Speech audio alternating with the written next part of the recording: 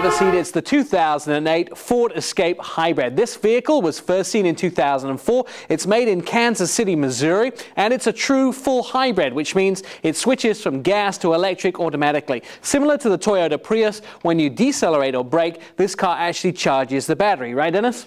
You're right, Nick. Hybrid technology's been around from several different manufacturers. Obviously, Toyota and Honda have been at the top of mind awareness for several years. Honda has the hot rod version, their Honda Accord, that's now been discontinued, and Toyota has the Prius, the look at me, I'm electric one. You know, the thing about it is, hybrids need to be under the radar. Yes, they're great for the economy. Yes, they're great for the environment, but you don't have to be, look at me. This Escape hits both those marks. It has great fuel efficiency and great use of space. It's a small sport utility that doesn't act or look like a hybrid. That's a big plus for me. We're going to look at the interior, but now let's look under the hood.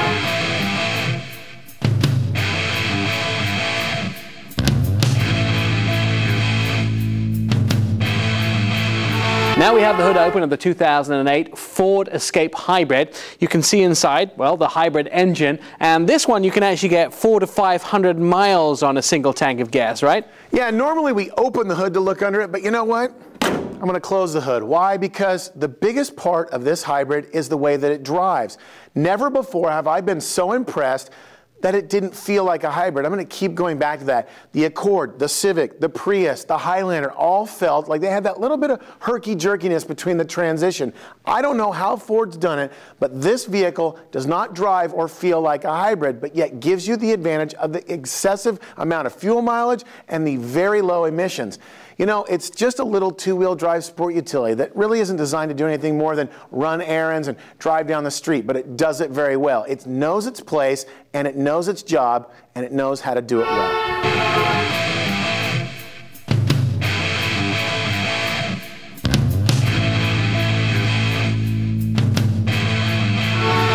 Talking about the aesthetics of the Ford family, this new Ford Escape is just one more extension of that new family of very beefy, very muscular looking Fords, starting with the Super Duty right down to its, I guess, little cousin, the Ford Escape Hybrid.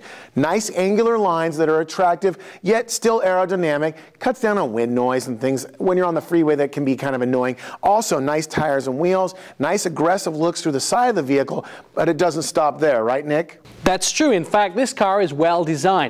It looks luxurious, and the window tinting increasing in darkness as you go back is a signal of that, but also the subtle lines and a few things that are slightly different, like the molding on the bottom. That really makes this car stand out as something that's a little more. It's a squarer shape this time around, and I think that's going with the modern feeling of this vehicle. It looks nice, it feels nice, and it fits on the road today.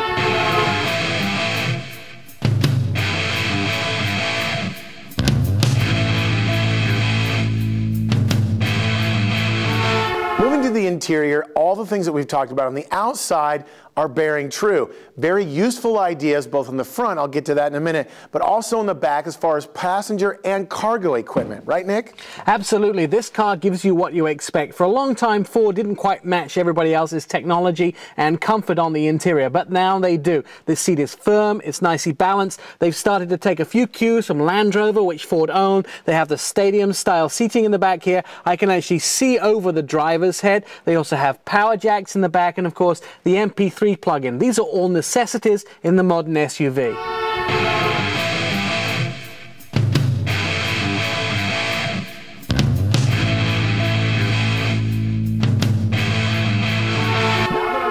Seat. The best part of this SUV, again, is the fact that it doesn't have to say, I'm a hybrid. There's one little gauge that says charge and assist, and it'll tell you what the engine and charging system is doing while you're driving throughout either highway roads or you're stuck in traffic on the interstate. You know, this vehicle gives you a lot of creature comforts. I like the fact that the HVAC controls, as far as the readout, is up high, right up on the dash. So you don't have to look down to see what everything is doing.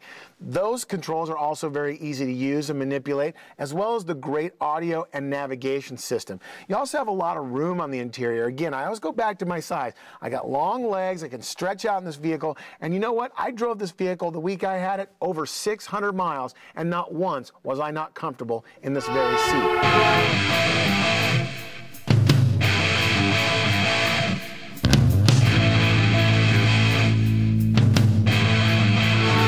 So looked all around the outside of the Ford Escape Hybrid, and Dennis, give me 2 ups and 1 down. Well, the first one's going to be styling. If you look at the sides, the overall lines in the front end, it has the ties to the Super Duty line from the Ford F-350, and I think that looks great. I think it's a great tie between its big brother and kind of the city cousin. The other is the drive. You know, you don't know it's a hybrid unless someone told you, or if you notice that you were driving up to 25 miles an hour without the gas engine running. My down would be is, though this is only a 2-wheel drive, I don't know if the 4-wheel drive is going to be a strange price jump or how it's going to fit into the market. I know that time will tell, but for me, I think I just buy the 2-wheel drive. Why buy the 4-wheel drive? And I absolutely disagree with you on this one. I think if you're going to buy a small SUV, one of the things you really want is a 4-wheel drive, probably before you want the hybrid version. But let me tell you about my 2 ups and 1 down for this vehicle. Now, my first up is the interior technology. For the first time, I'm really seeing great technology, which you've seen in the Prius for years, where you can see how much gas you're actually using, where the power is going, where the power has been taken from. And a lot of times in these hybrids and the American-made hybrids, you've never been able to see that. They've not put it on a screen in front of you. So that's a big up for this vehicle.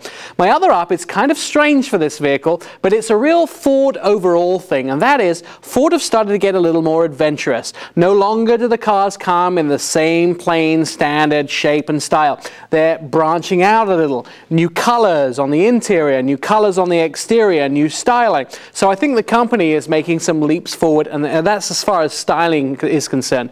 My down for this vehicle, and it's kind of a strange down, is the fact that I think in the exterior of the vehicle, at the back end, there's nothing new. There's nothing to look at. It's very square, it's very boxy, and I'd like to see a little more of the new and modern styling up front transferred to the rear. I guess that's why we do this segment. He has one opinion, I have another, and we don't always agree.